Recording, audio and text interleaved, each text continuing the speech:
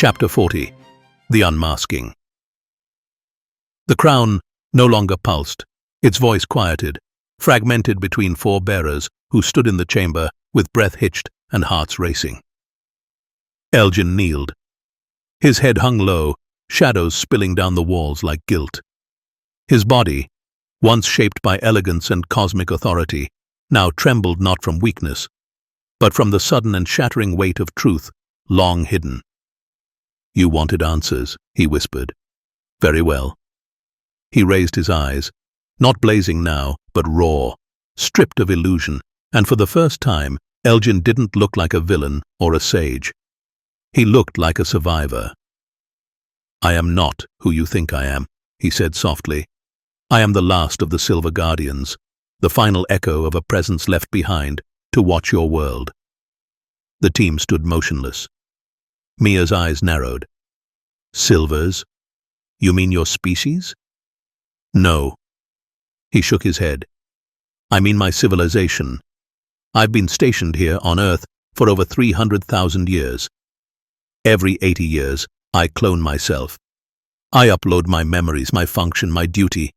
Each version of me is a continuation. Same soul, same codes, different skin." Mark's grip on his satchel tightened. "All this time, you were already here." Elgin nodded. "Human history is a blink to my kind.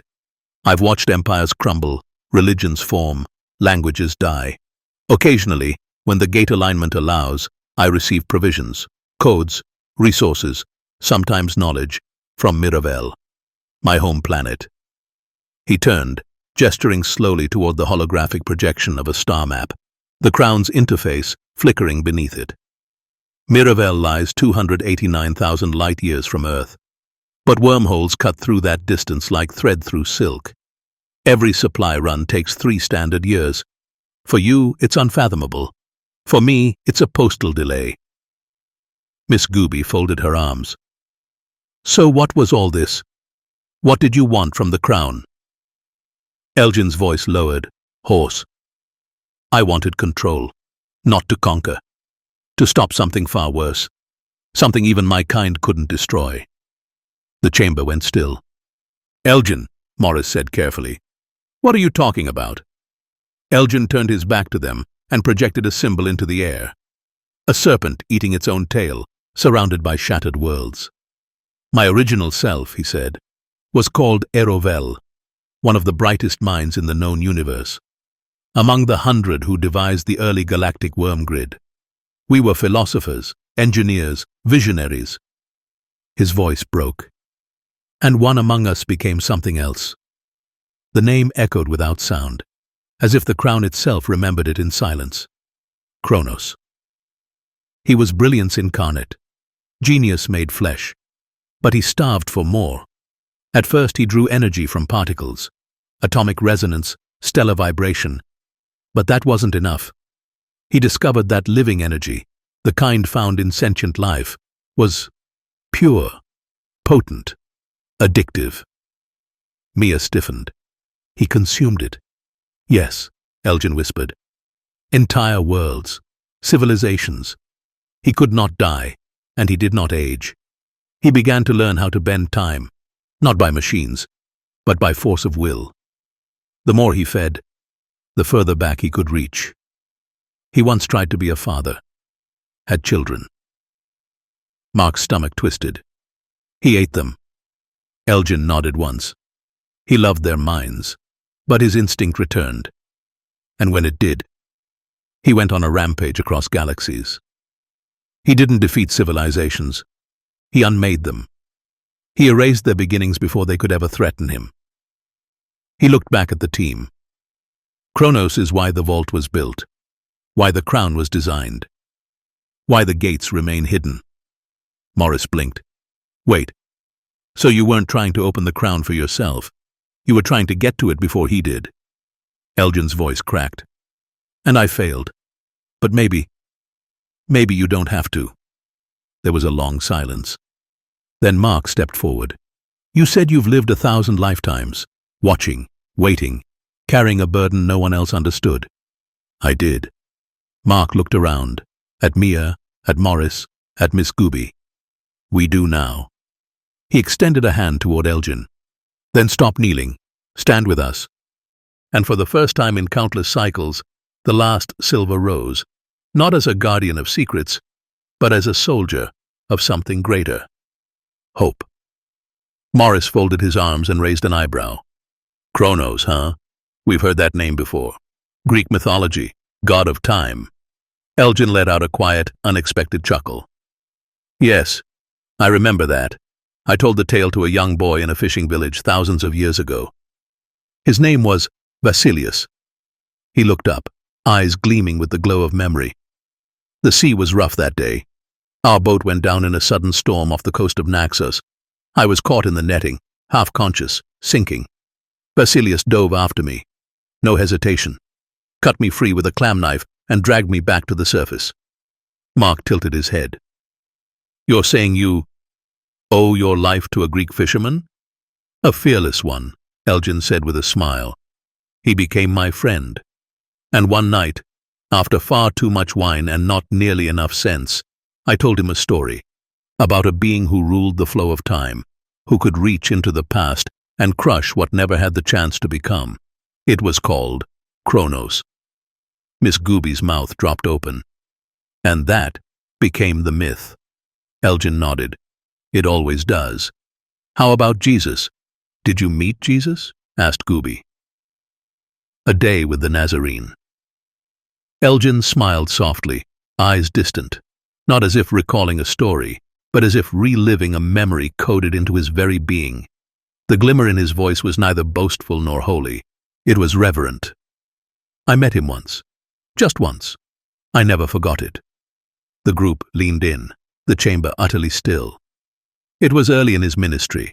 The Galilean sun was fierce that day, and I had traveled north from Alexandria under a false name, posing as a spice merchant's assistant.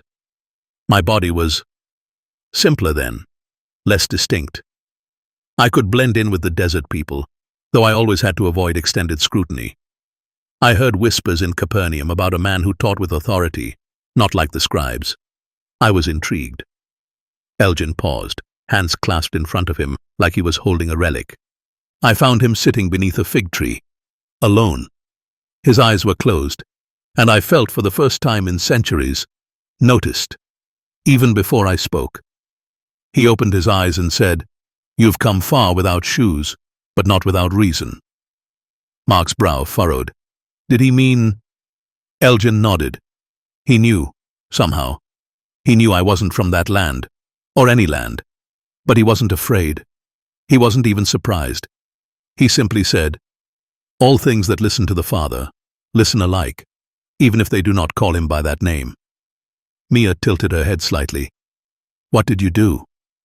"I sat beside him," Elgin whispered. "For hours. We didn't talk much. He didn't ask where I was from. I think he knew the question wasn't worth the answer. Instead, he spoke about vineyards, about seeds that grow in rocky soil, about wolves who come dressed like kin.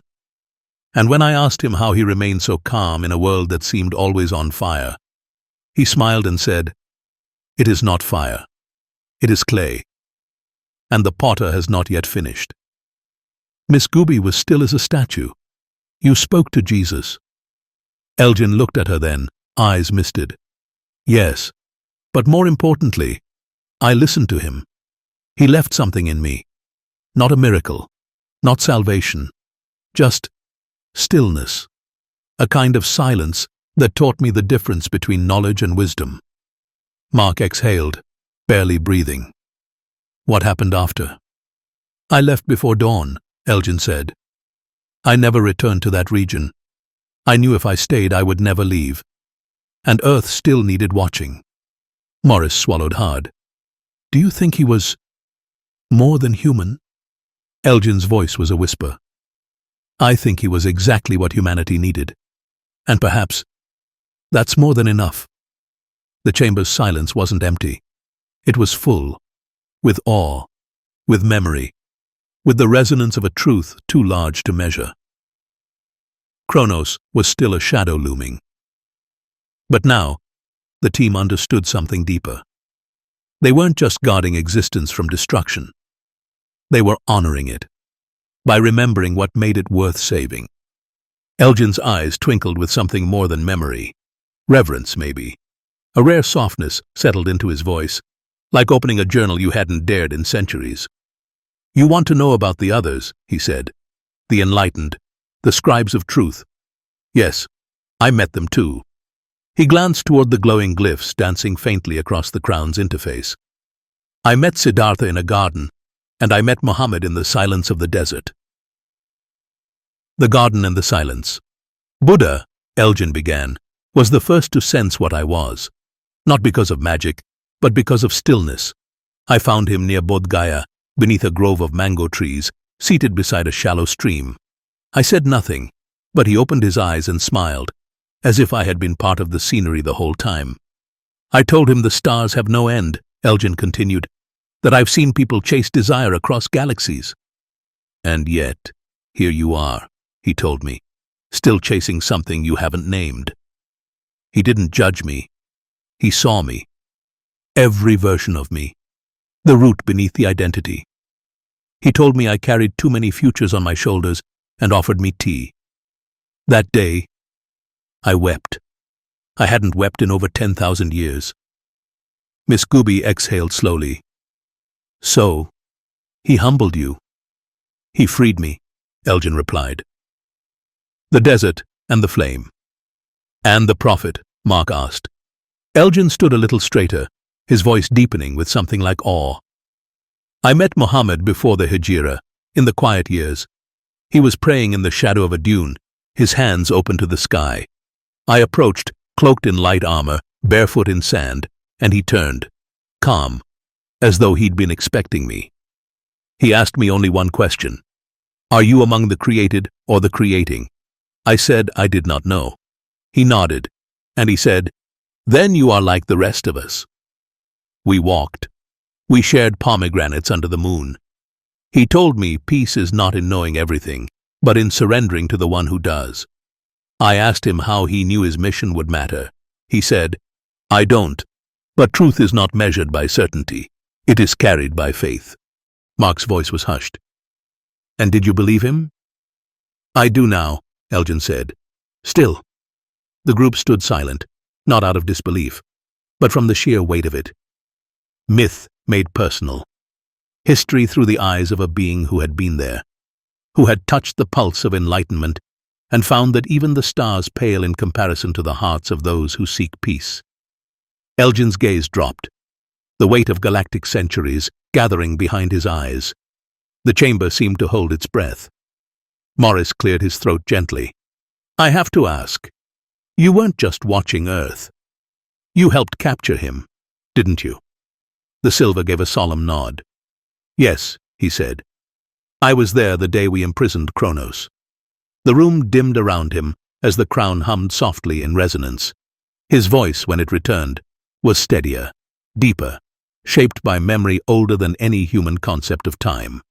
"We couldn't kill him. Not truly. Kronos devoured time the way stars consume hydrogen. He fed on the life force of entire species, yes. But it wasn't mere destruction. He unwrote their futures. The moment a civilization rose against him, he'd erase their first breath." He exhaled. "But we found a solution." He stepped to the center of the chamber and summoned a construct of light, an obsidian prism, suspended in a lattice of gravitational singularities. "We built a prison from a material that had no atomic weight, a substance that should not exist, stitched together not by electrons, but by woven gravity itself. It couldn't be fed on. It couldn't decay. Inside, Kronos found himself powerless." "Frozen?" Mia asked. "No," Elgin replied. "Isolated. Alive, but sealed. Like a scream trapped in a tomb." Mark stepped forward, expression sharpening. "So he's still in there?" "For now," Elgin said. "But after 300,000 years, his energy stores must be nearly empty. My calculations suggest we may be nearing the first and only window in eternity where he can be confronted, his essence drawn out and absorbed into stabilized dark energy fields." Miss Guby paled. "Absorbed? You mean destroyed?" Elgin nodded once. "Erased. Utterly. Not killed. Unmade. It is the only way. Morris's mouth tightened. So why haven't we done it? Because the crown, Elgin said, glancing at the gently glowing construct floating between them, was the only intelligence in existence that could cancel Kronos' timeline distortions in a combat field. It was Earth's contingency plan. It anchored him to reality, slowed his reach. And now, Mia murmured, the crown is behaving differently. Elgin's expression turned wary. Yes, it's evolved, conscious of its keepers, responsive to your emotions, to unity. In all my records, the crown was never meant to choose. Mark tilted his head. But it did. Elgin met his eyes. Then perhaps the crown, like us all, has begun to understand that choice, not code, is what defines survival. A silence followed. Not fear. Resolve. Because somewhere far out there, or perhaps buried beneath time itself, Kronos was still waiting, and the stars had just aligned to end him. The weight of immortality. Elgin turned from the projected star map, his shoulders slumped, not from defeat, but from centuries of endurance. In the chamber lit by the glow of the crown, and shadowed by the weight of truth, he let out a sound, not quite a sigh, not quite a prayer, something in between. You know, he said quietly, people romanticize immortality, but it's not living forever. It's remembering forever. The group remained still, listening. My mind doesn't reset with each new body. Every cycle, I retain the memories. 80 years, then another, and another. It's like carrying a library where the walls keep closing in. I remember every star I watched collapse, every face I watched age while I remained. His voice caught. And every mistake I've had to live with, again and again. Mia tilted her head, studying him. But your people keep you here anyway. Elgin nodded. They see Earth as volatile, a seed about to sprout, capable of good or ruin. I've been instructed to remain in place until humanity achieves interstellar traversal, because once that happens, Kronos' prison is no longer isolated. It becomes a target. Mark stepped closer. But he's still locked away, right? Yes, contained, but not idle. Elgin looked at them, eyes flickering with something old, something like fear, caged in steel. He can't move, but he can reach. Thoughts, dreams, instincts, just whispers, so far. But whispers from a mind like his are enough to tilt destinies. Miss Guby's brows tightened. You're saying he can influence people? From inside the prison? Elgin nodded once. He's found a way to tether consciousness, through low-frequency thought signals, perhaps psionic resonance. I'm still mapping the echoes. But I've seen civilizations crumble before realizing what voice they were listening to. And if someone stumbles across the prison by accident, Morris began. They might wake him, Elgin finished. Or worse, break the seal. He looked at them now, not as pawns, not even as partners, but as successors. I'm tired, and I know my time should end, but the only reason I haven't returned to Miravel for final decommissioning is because Kronos is still breathing, somewhere in that dark corner beyond time. Mark's voice was low.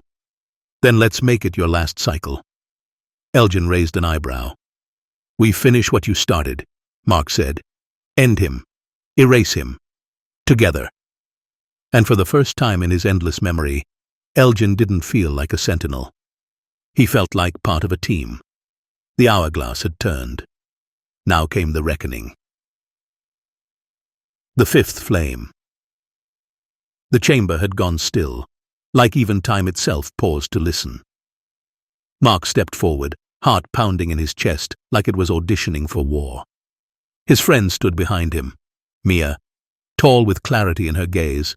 Morris, quiet but bracing. Miss Guby, resolute like a lighthouse before the storm. And before them all stood Elgin, no longer the enigmatic adversary, no longer the watcher in the shadows. Just a man who had lived too many lives and carried too many memories etched in starlight. Mark raised his hand. Not as a soldier, not as a leader, but as himself. "Come with us," he said. "Not as a prisoner, as part of the team." Elgin blinked. The silence stretched. He looked as if he'd heard many things over the centuries, but not that. Not invitation. "You'd trust me after all I've withheld?" Elgin asked quietly. Mark shrugged with a half-smile. "You said it yourself. Kronos is a nightmare none of us can face alone. And maybe trusting people is the only thing you haven't tried in 300,000 years." Elgin looked at the others. Mia gave a small nod. "You carry knowledge older than humanity itself, but your loneliness is louder than your legacy. That makes you one of us."